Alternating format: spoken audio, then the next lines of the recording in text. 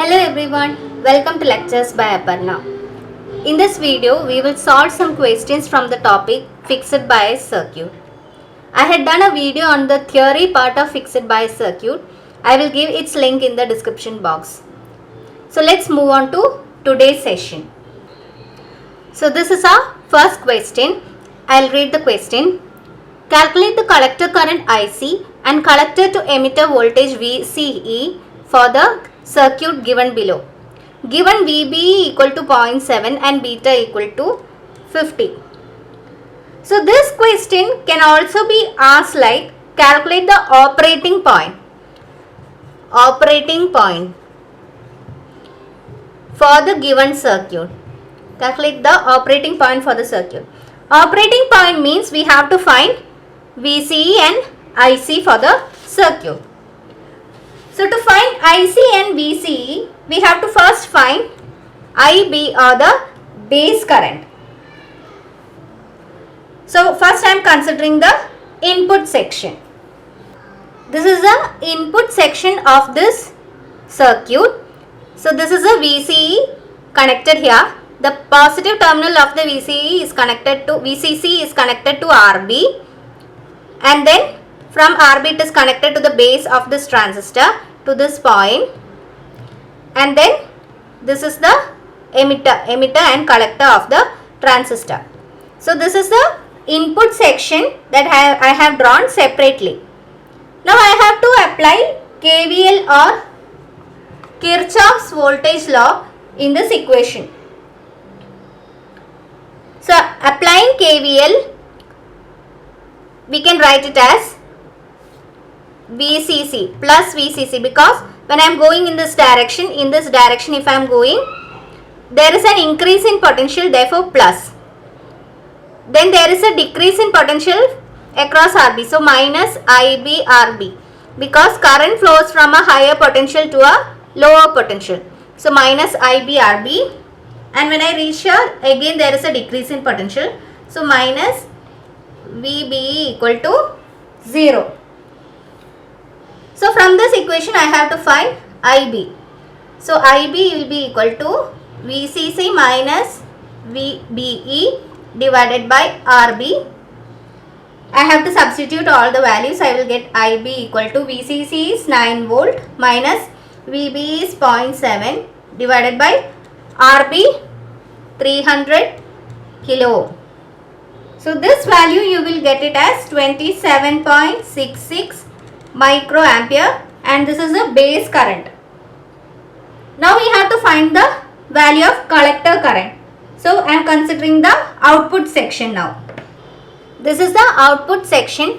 So in the output section, again you have to consider this VCC connected to RC, and then this RC connected to the collector of this transistor, and there will be a voltage drop of VCE across this transistor. So now again here also I have to apply KVL, but before that you have to find the value of IC. So IC is given by the equation beta IB. The value of beta is given here, so it is 50 into IB. IB we got it as 27.66 microampere. So this value of IC will be equal to 1.383 milliampere. Now once you get the collector current, you have to always check if this value of IC is less than the saturation collector current, that is IC value at the time of saturation. So always you have to check if this value is less than the collector current at the time of saturation. So how will you do that? During saturation, what will happen? The transistor will act as a short circuit. So here, instead of all this, you will get a short circuit. During saturation region, transistor will act as a short circuit between the collector and the emitter. So what will be the collector current at the time of saturation? IC saturation will be equal to the current flowing through it at that time is VCC divided by RC. So So here in this case we have to substitute the value and find IC saturation. That will be equal to VCC value is 9 divided by RC is 2 kilo. So this will be equal to 4.5 milliampere. So at the time of saturation the collector current is 4.5 milliampere. Here the value we got is 1.383 milliampere. So here the IC value is less than IC saturation. So you can make sure that the transistor is not in saturation region. Transistor is not in saturation region, because if it is in the saturation region, it cannot work as an amplifier. So you should always check if your collector current is less than the saturation current. Now let us consider the output section and apply Kirchhoff's voltage law. Applying Kirchhoff's voltage law, here we can write it as, here there is an increase in potential, so VCC minus ICRC minus VCE equal to 0. We have to find the value of VCE. So VCE is equal to VCC minus ICRC. Substituting all the values, we will get VCE as, VCC is 9 volt minus IC is 1.383 milliampere into RC is 2 kilo ohm. So 2 into 10 raised to 3. This milli is 10 raised to minus 3. So these will cancel. So you get VCE will be equal to 9 minus 2.766, which will be equal to 6.234 volt. So we got the value of VCE as 6.234 volt. Therefore we got VCE and IC values for this circuit. Now let us see next question. This is the second question. I'll read the question. Calculate the coordinates of the operating point of the circuit shown below. Given RB is 100 kilo ohm, RC is 1 kilo ohm, beta is 60 and VB is equal to 0.7 volt. So here you should note that this is a PNP transistor. PNP transistor. In the previous question it was an NPN transistor. This is a PNP transistor. So here all the polarities will be opposite to that of NPN transistor. See, the direction of IB and IC are opposite to that of the NPN transistor. And the polarities of VBE, see, you get minus here, plus here for VBE, and for VCE minus here, plus here. So all the polarities will be opposite to that of NPN, and the VCC is minus value. Now we have to find the operating point, which means you have to find IC and VCE values. So all this will be just like the previous question, just that the polarities will be changed. So I have to consider the input section first. This is the input section. You can see that minus the negative terminal of the 10 volt is connected to RB. So this negative terminal will be connected to RB, which is 100 kilo ohm, and then it is connected to the base of this transistor. Since this is a PNP transistor, its VB polarity is opposite to that of NPN. So minus here, plus here. Now apply Kirchhoff's voltage law here. So I am going in this direction. So starting from VBE, there is a decrease in potential. So minus VBE. Since I am going from a minus, plus to minus, this will be a decrease in potential. And when I am going this side, current flows from higher potential to lower potential. So again here also there is a decrease in potential, minus IB RB. When I reach here, it is an increase in potential, so it will be plus 10 equal to 0. Now from this I have to find the value of IB. IB will be equal to 10 minus VBE divided by RB. Substituting values, 10 minus VB is 0.7. RB value is 100 kilo ohm. So I get the value of IB as 93 microampere. Now I have to find the value of IC. IC will be equal to beta IB, which will be equal to beta value is 60. 60 into 93 microampere. So I will get IC equal to 5.58 milliampere. So this is the value of IC. Now what should you do? You should check if this collector current is less than, collector current value is less than the collector current value at the time of saturation, IC saturation. So we have to find the value of IC saturation. IC saturation is equal to VCC divided by RC. VCC value is 10 volt here, divided by RC is 1 kilo ohm. 1 kilo ohm. So this will be equal to 10 milliampere. IC saturation is 10 milliampere. Therefore here IC is less than IC saturation. So the transistor is not in the saturation region. Now we have to consider the output section and apply Kirchhoff's voltage law. So I am going in this direction. So applying Kirchhoff's voltage law. This is a decrease in potential. So minus VCE minus ICRC. When I reach here, I am going from a minus to plus. So it will be increase in potential. So plus 10 equal to 0. Now I have to find VCE. So VCE is equal to 10 minus ICRC.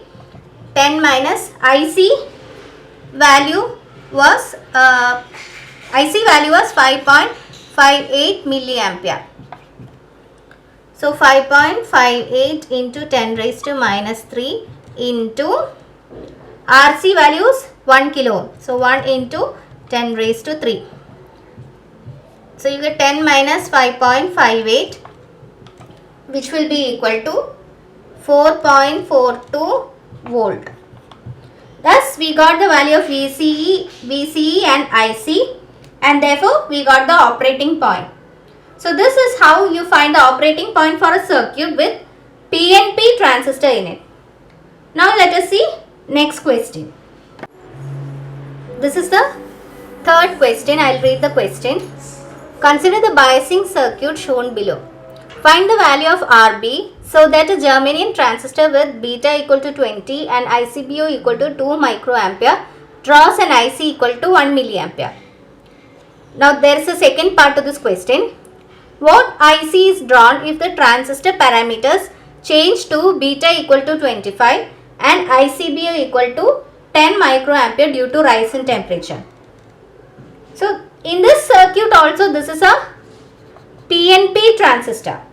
So I am just redrawing this circuit as, here this is a collector, base and emitter terminals of this PNP transistor. The currents IC and IB direction will be like this. So IC will be coming from this side and IB will be coming from this side and IC will be coming from this side. So the emitter current IE will be equal to IC plus IB. Now the collector current IC. This IC will be having two components. Like IC is equal to IC1 plus IC2. I am considering two components for this IC, where IC1 is the current that is due to the holes that are injected from this emitter to the collector. So IC1 is the current due to the injection of holes from emitter to the collector. And what is IC2? This is the current that is due to the minority carriers in the reverse biased region. So the collector base junction is reverse biased for the transistor to act in the active region. So there will be a small leakage current due to the flow of minority carriers across this collector base junction. These minority carriers are thermally generated, that is due to the temperature present. So this current is also called reverse leakage current. Reverse leakage current. So comparing this equation with the equation of IC, that is IC is equal to beta IB plus 1 plus beta ICBO, we can see that this portion is the portion IC1 and this portion is the current IC2. So usually this term, that is the one due to the flow of minority carriers. This portion is usually neglected as its value is very small. That is why in the previous questions we used only IC is equal to beta IB. But here in the value of ICBO is given in the question. See, it is given in the question. So here we will use this equation. That is IC is equal to beta IB plus 1 plus beta ICBO. So using this equation we will find the value of RB. That's first you have to find the value of IB and then from that you have to find the value of RB. So let's find the value of IB from this equation. In this question it is given that the value of IC is 1 milliampere. So 1 milliampere is equal to beta value is 20 into IB we have to find plus 1 plus 20. ICBO is 2 microampere. So from this you will get the value of IB is equal to 47.9 microampere. Now we have to find the value of RB. We have to find the value of RB. For that we have to apply Kirchhoff's voltage law in the input section of the circuit. So let's draw the input section of this circuit. So here I am considering this direction. Current is in this direction, so I am considering the direction like this. Starting from here, there is a decrease in potential, so minus VB minus IB RB. When I reach here, it is an increase in potential, so it is plus 6 equal to 0. Therefore, IB RB is equal to 6 minus VB. This is a germanium transistor, so the value of VB will be equal to 0.3 volt. So you have to substitute 0.3 volt here.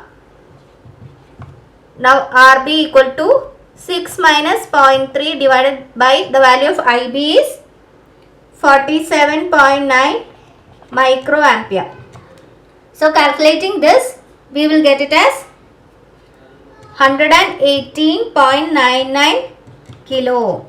So this is the value of RB that we will get from this calculation. Now you have to consider the second part of this question. So in the second question, we have to find the value of IC when the transistor parameters change. So here the value of beta is 25 and ICBO value is 10 microampere. So now I have to again substitute the equation IC is equal to beta IB plus 1 plus beta ICBO and put the new values. So IC will be equal to beta is 25 here into IB we have calculated, that is 47.9 microampere plus 1 plus 25 into ICBO is 10 microampere. So calculating this, you will get this value as 1.46 milliampere. So this is the value of IC after the parameters are changed. So these are some of the solved questions from fixed bias circuit. If this video has helped you, please do subscribe to my channel. Thank you.